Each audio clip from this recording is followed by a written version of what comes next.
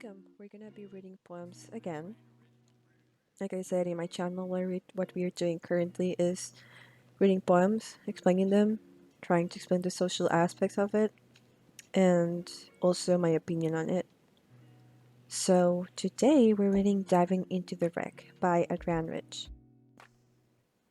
First, having read the Book of Myths, unloaded the camera, and checked the edge of the knife blade, I put on the body armor of black rubber, the absurd flippers, the grave and awkward mask. I'm having to do this not like Castillo with his assiduous team aboard the sun-flooded schooner, but here alone. There is a ladder. The ladder is always there, hanging innocently, close to the side of the schooner. We know what it is for, we who have used it. Otherwise, it is a piece of maritime floss, some sundry equipment. I go down, rung after rung, and still the oxygen immerses me. The blue light, the clear atoms of our human air. I go down. My flippers cripple me. I crawl like an insect down the ladder, and there is no one to tell me when the ocean will begin. First, the air is blue, and then it is bluer, and then green, and then black. I am blacking out, yet my mask is powerful. It pumps my blood with power. The sea is another story. The sea is not question of power. I have to learn alone to turn my body without force in the deep element. And now, it is easy to forget what I came for, among so many who have always lived here, swaying their crenulated fans between the reefs, and besides, you breathe differently down here. I came to explore the wreck. The words are purposes. The words are maps. I came to see the damage that was done, and the treasures that prevail. I struck the beam of my lamp, slowly along the flank, something more permanent than fisher weed. The thing I came for, the wreck, and not the story of the wreck, the thing itself and not the myth. The drowned face always is staring towards the sun, the evidence of damage, worn by salt and the way into this incredible beauty. The ribs of the disaster, curving their assertion among the tentative hunters. This is the place, and I am here. The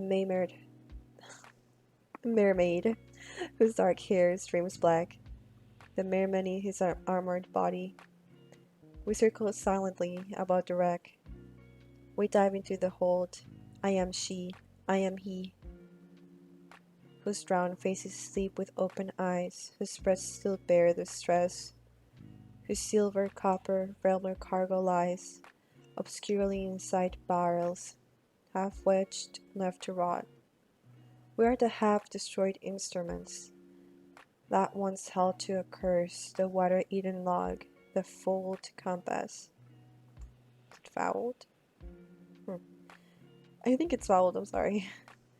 We are, I am, you are, by cowardice or courage, the one who finds our way back to this scene, carrying a knife, a camera, a book of myths, in which our names do not appear. So before I could continue with the poem, I do want to add that Adrienne Cecil Rich was born in 1929 and died in 2012. She was an American poet, essayist, and feminist.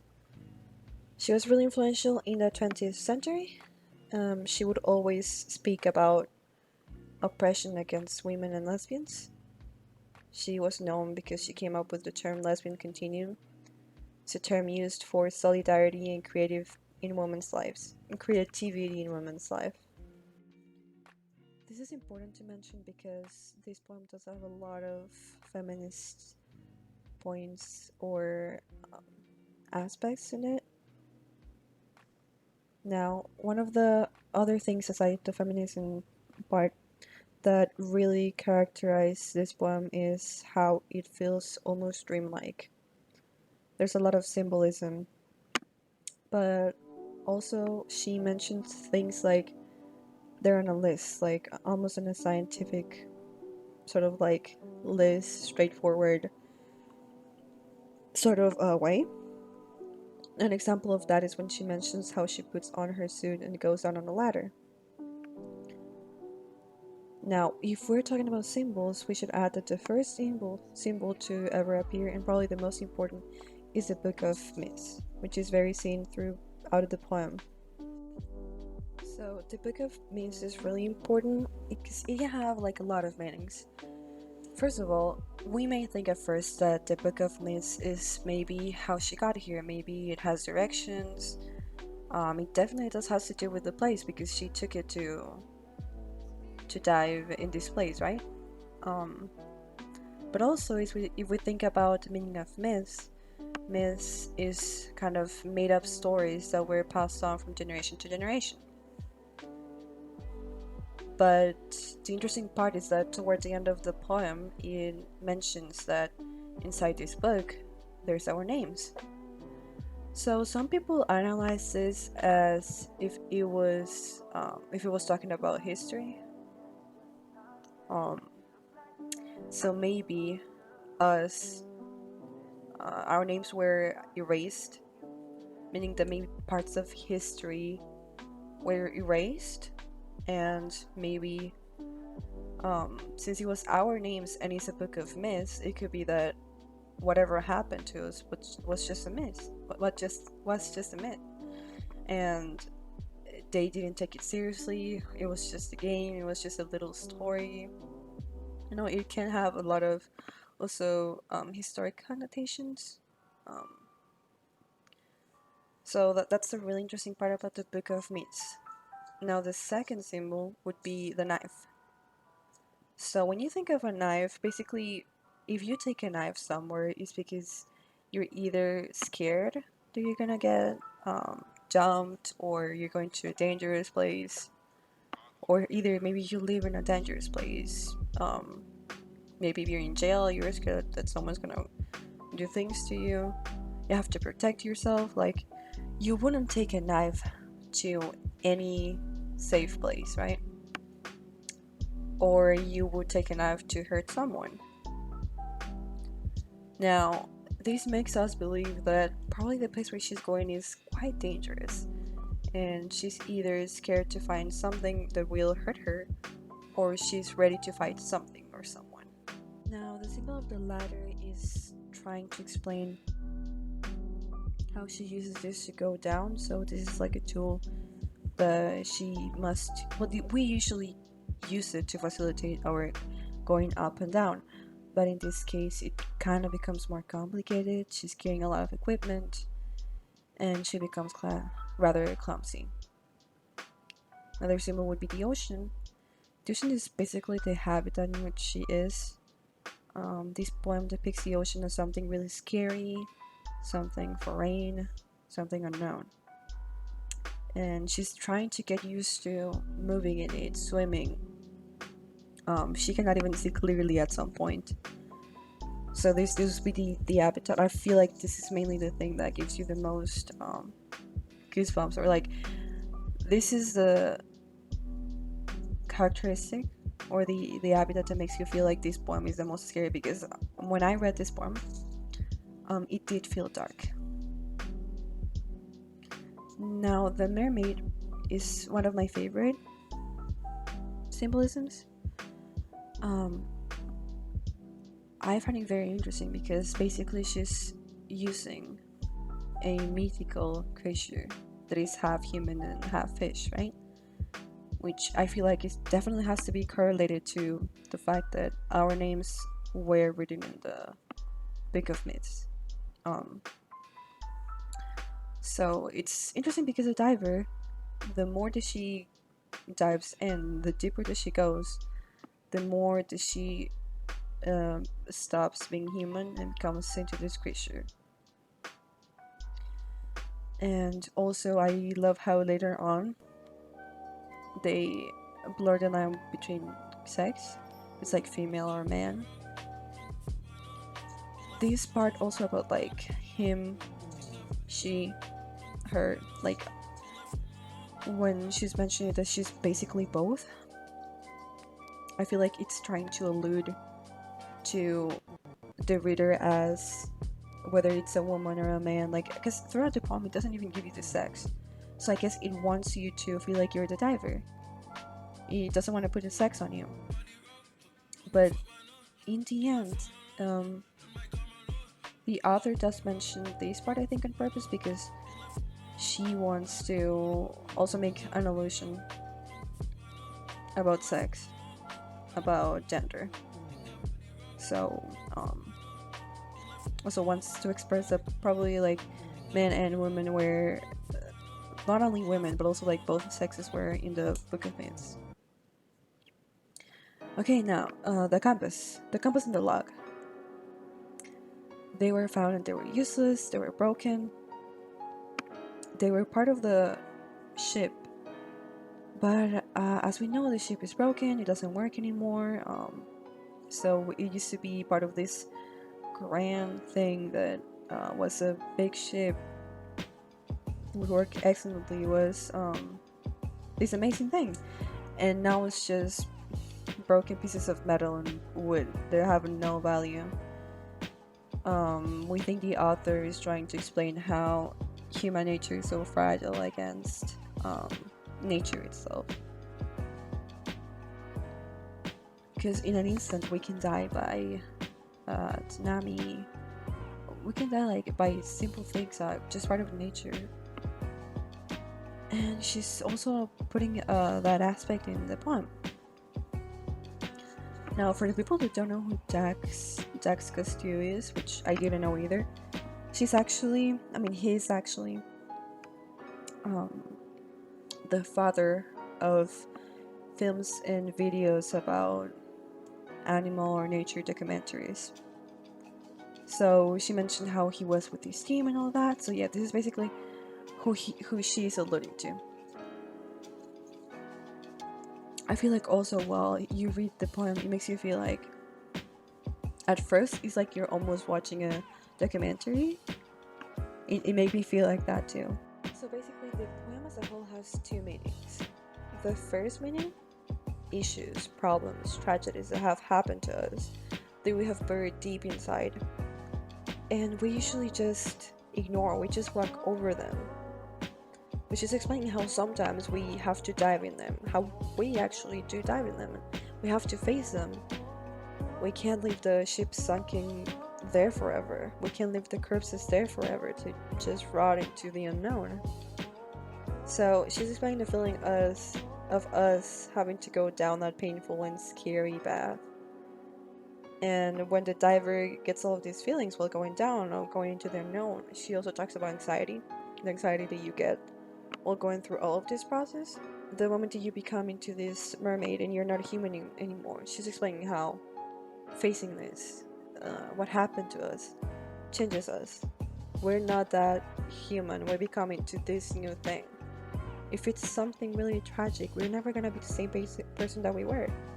We do change. This is the first meaning. Now the second meaning has to do more with history, because she mentions the Book of Myths, and the wreck in the Book of Myths is the thing that explains this second part, which is how tragedies have happened over history. Whoever gets to win, whoever has the power, gets to write the book, gets to write history.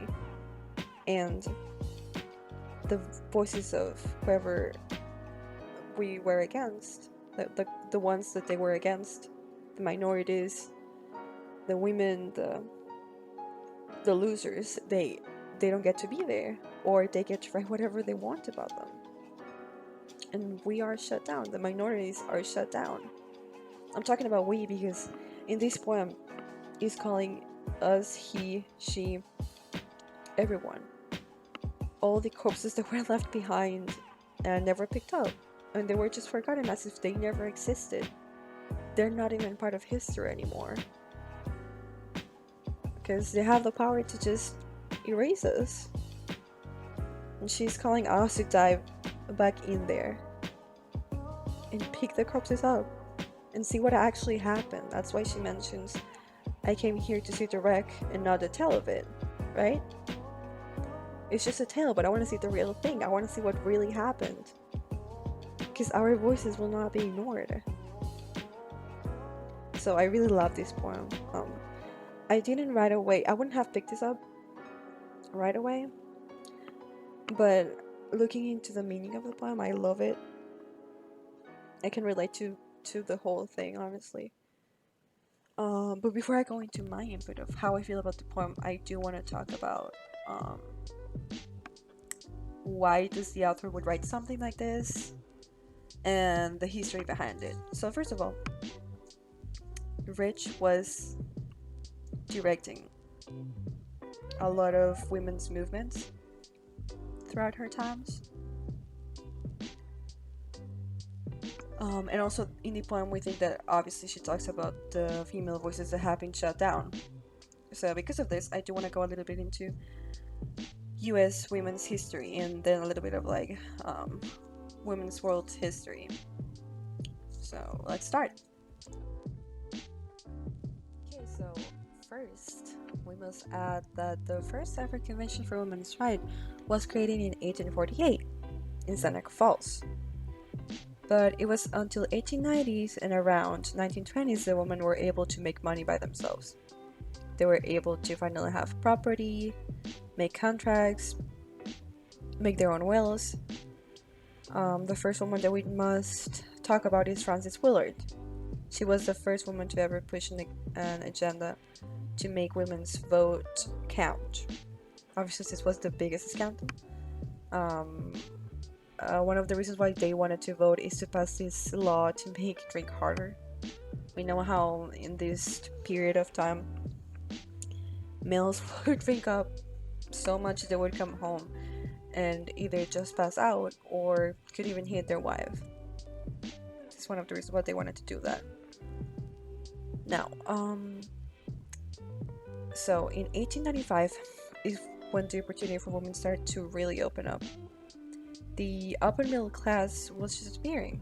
So, see, if you were in this class, you were actually able to have education as a woman. This becoming part of the new political woman progressive movement, the industry started to make more women-related products, especially make for cleaning and the house labor easier. This is when the washing machine was first created. This gave them more power for change. Then we must mention Florence Kelley. She encouraged to buy products that were not made by children's labor. So back in the day, children would be able to work and they would be exploited. They would work the same amount as an adult and they would be paid even less. So props for Florence, like I think that's awesome. The next thing is that domestic workers became less and less since the industry started even growing more. There were jobs to work on the telephone operators, the typing machines was created, and women were actually the people that were working here. So since women started to have better jobs with more than just a minimum wage, they wanted to delay their motherhood. And so the birth control pill was created. Finally. So women started to speak about how they wanted to enjoy their sex life without having to have children right away. Emma Goldman was one of the pioneers for this movement. She was also incarcerated for opening up a clinic in Brooklyn to sell pills to poor immigrant women. Was important because it is a segue for women to be able to have free speech in America. Also, birth control is a public health issue. They fought for a change in the public health area. The last reasons why this is crucial is because this issue was impacting all women, no matter what social class they were in. I honestly think that this is one of the most interesting parts. Even now, nowadays, I know that some people, even in the country, find that like taking the pill is even like a sin. So, anyways, another group of progressive women were the ones that addressed the problem of the poor and house movement. For example, Jane Addams, which started the settlement house who worked in the social field. After this, she became one of the most important spokespeople for progressive ideas. So even if women were technically not able to vote, this slave movement opened a path for them in electoral politics. Yes, they were allowed to vote before the passing of the 19th Amendment in 1920, and this is how Jeannette Rankin, the first congresswoman, was able to vote against America, involving themselves in World War I in 1917. Obviously, it did not work, but she did vote. This means that for our grandmothers' times, much of them were unable to vote. I mean, if in this case I was American, um, yeah, my grandmother was not really able to vote still. No, actually, no. 1917, no. My great grandmother, my bad, my great grandmother wouldn't be able to vote. What am I saying? My grandma's not that old. Okay. Anyways, the NASA was created then as a progressive movement group to support women's votes. Now, their argument wasn't the best, but they would use the fact that even non-Americans, immigrants that could barely speak English, were able to vote. But how come as the Native Americans couldn't? No, this gives me some Trump vibes, but they made it work, and at least the argument was acknowledged. Alice Paul was the first gal to really take things to another level. After being in England and seeing the more aggressive measures, she decided to bring this to America, starting serious protests that would even lead to jail. After the process became more and more strong, it came to a point where they demanded during wartime. After this was undeniable, the women should be able to vote. I mean, if they were able to do wartime, how come women wouldn't be able to vote, right? This is how the 19th Amendment in 1920 was done. Though this didn't really lead to equal rights for women. In 20s, women were still supposed to be housewives, but they could wear shorter skirts, they could smoke, and they could even drink illegally. Well, some would even drink illegally. And it wouldn't be seen like us. Oh my gosh, how dare she? How can she even drink? It was until 1948 when the UN adopts the Universal Declaration for Human Rights, and women's rights were included. The right for equality, to be specific. The first president to ever exist to be women was Sidimavo Bandaranaike. I don't know how to say it, I'm sorry, I think she's Indian. She's Asian. This was in 1960. It illuminated until 1995 when the UN's Fourth World Conference on Women is held in Beijing, including 189 countries and 17,000 participants, presenting our current women's rights. It was around 2017 when social media started movements to expose the scale of social harassment and assault. In 2018, homosexuality was decriminalized in India. Nowadays, even misogyny isn't as obvious as it used to be, but it's still present. So, basically this is a research that I made. It's a lot of taking. It was just like a small resume, because it has a lot of years in advance. I just talked about the most important people. So now that I actually explained the history behind it, I want to talk about my opinion, what I've seen, what I've heard, what I've from even my family, my grandma. So clearly, misogyny is still present. Again, it's not as obvious as it used to be, and it's not as brain dead as it used to be, but it's still present nowadays. If we're talking about my grandma, I mean, she was with this guy, she was married, and this guy, I mean, he wasn't Latino, he was Japanese, so again, it's a different culture, but still, she wasn't allowed to drive. This is a time where they would still think that women were not good drivers. He didn't want her to study, he didn't want her to go to university. the most disgusting things for me. She would tell me how she would be ripped, she would be like touched, like in the middle of the street. I feel like this happens less to this day, but just like recently, not too long ago, this would happen all the time. Live in a third world country in which the one that I believe, the one that I lived in, um, this would happen. The whole, if you wear short hair that looks ugly, we're allowed to wear pants, we're allowed to do this and that, but um, all of this sexism in how you have to be a woman, how to be a man, how to do certain things makes you less of a woman or less of a man, So, in the case of my grandma's age, there are things that we still really disagree on. See, like, homosexuality is something that still she doesn't agree with. There's many ways of, like, the way that I sit. She literally even complains about the way that I sit, because I don't sit in the most ladylike way. Like all these like absurd things that are just assigned to our sex. And I'm not saying just like in this specific case about like how you're supposed to behave. Also for men, it's ridiculous. It's at her age, right?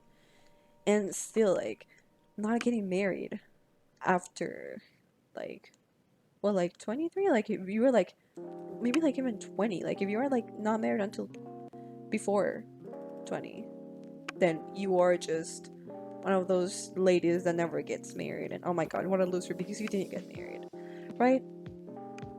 Not anyone could go and finish university. She did, but like she basically finished university until my grandpa died. You know what I mean? Like, I feel like this was just not too long ago.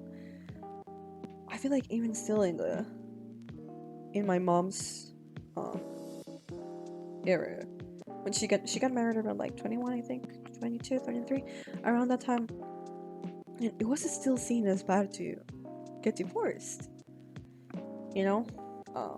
And many more women have felt so pressured to get married and just go crazy about this whole idea, because I feel mostly because of how society makes you feel like, oh, you must be married, you must need someone, a man, to be married with. And this is she is more open up about like homosexuality, for example. She's more open up about like the things that I wear, but there's still certain things that I do that I just look like, no, that's not, you shouldn't do that, you look ugly doing that, that's not ladylike enough, you know. And so there's this sexism in that, even as my mom. Again, I don't know if this has to do with being in Costa Rica, because I do believe that Costa Rica is more of a sexist country than America. Obviously, third world, we are a Catholic country, so we both know how Catholic religion is slightly pretty sexist, right? So she's still there, like, she's like, okay, I respect that you're bisexual, but she wouldn't be comfortable with me bringing my girlfriend if I ever did have one, you know. Things like that. Now, in my experience, I don't think I was aware of the sexism until, like, not as much. I don't think I was like mentally, no, actually, I didn't think the sexism had prevailed really as much as it is until it was like, what, like 9th grade, 8th grade. And it's not that no one was like sexist towards me, but I was sexist towards myself because I wouldn't notice, right? And basically, how can I start? It's like so much to talk about. There's like so many like little aspects that I feel like are so they're just part of like our mindset, because we grew up this way.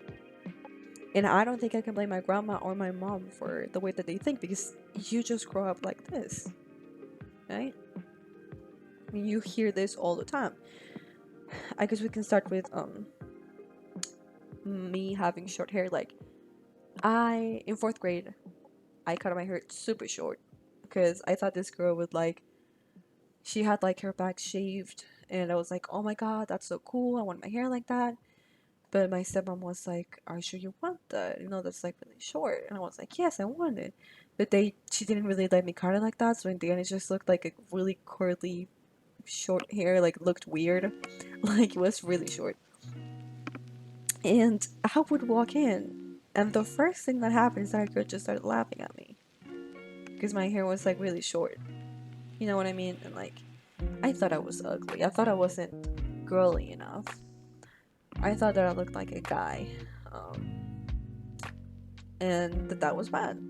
That I'm supposed to look curly, I'm supposed to have long, beautiful hair, and I just wasn't that, you know?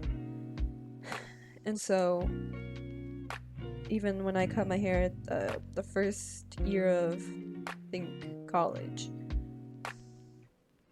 the lady from what's the name? The cafeteria, the lady from the cafeteria, she just looked at me and she was like, "Oh my gosh, why did you cut your hair? It used to be so pretty. Like, you looked so pretty before." You know, and I would get comments like that all the time. Just about, like, short hair, bro. Like, short hair makes you less of a woman. You know what I mean? Like, I don't know, bro. Like, I feel like that's so sexist, you know? And I would feel like, again, if I wasn't like these girls with, like, super long hair and wear, like, this really soft pink shirts or, like, these skirts or these heels or this makeup or talk this way, acted this way, walk this way, like, I wouldn't be desired. And I wouldn't go as far as being not someone that I wasn't, but I would do these things that in the end I don't know if I really wanted to do for myself, but to be actually even liked, even close to liked. Um and I never felt like I fit into that stereotype. And I know a lot of women do feel this exact way. Some feel like super girly and like that's just how they are. And props for that, like I'm really glad they feel comfortable with that. Some don't, and that should be okay. And it wasn't until like, well, like not too long ago that I realized this. Because I was part of like of how I thought I had to be this way to even be pretty to someone, you know? So that's one of like the most sexist things. And you know how people expect me to do this specific work that women do, you know? They expect me to not make these jokes, not talk this way, not sit this way, do these specific chores that are made just for women. I'm supposed to dress this way. Like, I feel like I can't even pick my own clothes because it wouldn't be something girly enough. Even now, it's something I need to get over because I know that's bullshit. But yeah. So this is the sexism that I lived through. I felt like my voice was. I still feel like my voice isn't as loud as a male's. You know what I mean? Like, also, like, we are supposed to have all of these characteristics because we're women. We're supposed to be like loud and talk about superficial things, and you know, the thing that bothers me the most that I've also experienced is incels. Even most males, like teenager guys, like old people, even like a lot of males think that women are this mythical, perfect creature, and they think that they have to talk to them as if they were some kind of like, what, like goddess, or as if we were not just a person. And I just don't understand, like, if you guys just talk to, like, you talk to your buddies, then we good. Okay, just don't say dumb shit. And we're not even gonna care. Alright? Like, but they have this expectation from us. Um, how like women don't poop, women don't fart, women don't curse, women like we smell like flowers. Um, we're these perfect creatures that speak another language, and if we decide to reject them or we don't like them and we say that kindly to them, they blame us for that, or they say we're not pretty enough anyways, like, oh, I didn't even like you that much anyways. And they get to just um catcall us as if we were just objects, just, you know, nothing more than that. We're nothing more than a tits and vagina and ass. That's all we are. And I honestly don't understand. Like, I don't want to sound like a feminazi, but like, how retarded can you be? You know? As a guy, like, come on. I know there's more in your brains than that. I know you can do better than these people. I'm not saying again. I'm saying all guys do this because I know for a fact not all of them do, but a lot are like this. And it's sad. It's all the misogyny like that is passed on from generation to generation. You know how women are supposed to. We cannot complain. If we're in a relationship, we cannot complain. We have to be nice. If we ever call them out and we're hurt and we speak our mind, then oh my god, you're crazy. You're a crazy bee. You know? And so we cannot even, express our anger. We're not even capable of expressing our anger because then we're the bad guys. But of course, they get to do whatever they want. Be selfish and, they get to have the upper hand in everything. And let's not even start with rape because sexual abuse, like, most of the rape, what's the name? That is reported. Like, the guy mostly doesn't even go to jail. Like, they just end up unpunished and they just leave. Because there's not enough evidence. Like, it's like rare when a woman just makes up a rape story. It's really rare. And yet we ignore the women a lot of times. And then the circumstances are not, or whatever happened, it's just not enough evidence. Just not enough of this, not enough of that. Even if you say no before anything happens, that's just not enough, And they just decide what they want to hear. They decide what they want to do, no matter, even if they know that we don't want to do it, they still decide. They still blame it on us. Us dressing comfortably, us being, like, just like walking by, like, by themselves, us having fun, and just losing control for a second because we're having fun. They take that opportunity. And again, we're just a piece of meat. I was watching Grand Army, which, if you're interested in any of these topics, I think that's a really interesting series. It honestly gave me a lot to think, and I could relate to a lot of things. And what can I say? I'm disappointed. There's still a lot of things that we have to work on, but we'll get there.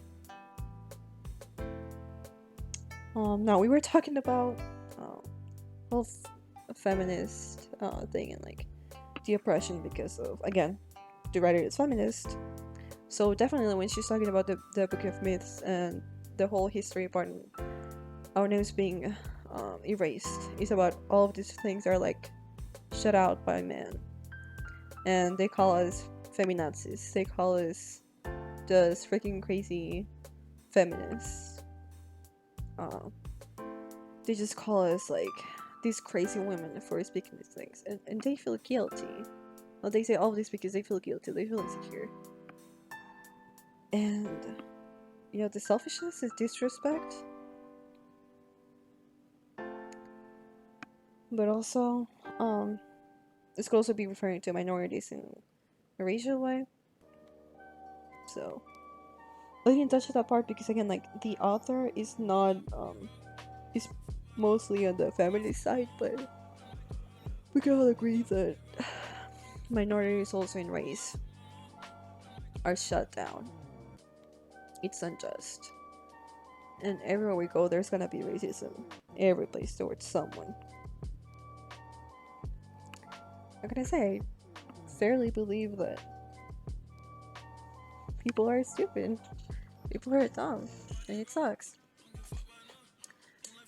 But anyway, this was my input in this film. This is what I think. I hope you liked this episode. Again, if you like the art, please subscribe. I'm probably gonna do art in every single video. And if you want to see more, I have my Instagram. Here, you can check my channel. There's my Instagram. There's my Redbubble if you want to buy any merch with my art. Again, if you want any, what's the name? Requests? No. Well, yeah. If you want me to make anything for you specific, you can just DM me on Instagram, and again, subscribe if you wanna hear more about poems. Basically, what I do is talk about controversial poetry. So if you want to hear more about it, if you want to see more of my art, more of my animations. I don't know if I'm gonna keep doing animations because they take a lot of time and they kind of like stress me, but I'm gonna probably be like going through like animations or just like art, just like a painting. So anyways, thank you for watching, thank you for listening, and I'll see you later. Bye bye.